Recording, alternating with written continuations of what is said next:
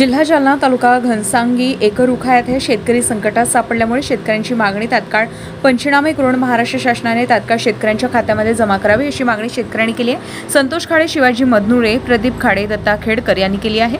Madhav news Maharashtra संपादक सुरेश पोटे। आपलं नाव काय? संतोष पंडितराव खाडे, कुडाले, राहणार एकरुखा, तालुका घनसांगी, जिल्हा जालना। किती एकर क्षेत्र आहे?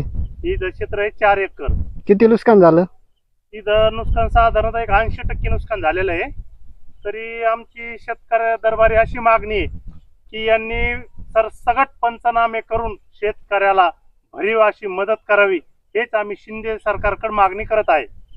व हे जे सरकार सध्या लाडकी बहीण योजना मतदानासाठी जे जुमले चालू आहे, यांनी या कार्यक्रमाला जरा बाजूला ठेवून जो सामान्य शेतकरी, गोर गरीब काबड कष्ट करणारा, त्याच्या हातातोंडास आलेला घास त्या अवकाळी पावसाने हिरून घेतलेला आहे।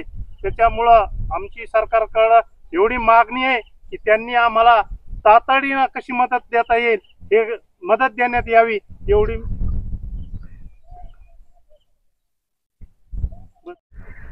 तुमची काय आशा आहे सरकारकडे? आता आमची सरकारकडे एवढीच आशा आहे की आम्हाला 100% यांनी मदत करावी।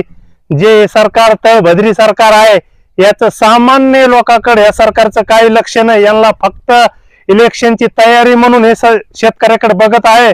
तरी आमची कृषी मंत्री यांना महोदयाला विनंती आहे की त्यांनी बांधावर येऊन शेतकऱ्याला भरीव अशी मदत करावी एवढीच। आपलं नाव सांगा?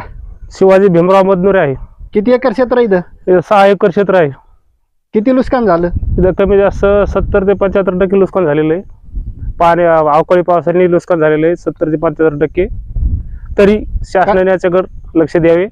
काय अपेक्षा आहे तुमची शासनाकडे? अपेक्षा काय नाही, शासनाने आमची फक्त पंचनामे तात्काळ करून द्यावे आणि वर्ष प्रोसिजर आपल्या तलाठीने त्यांनी वर पाठावे आणि भाया साहेबांकडून बी अपेक्षा त्यांनी पाणी करायला यावी।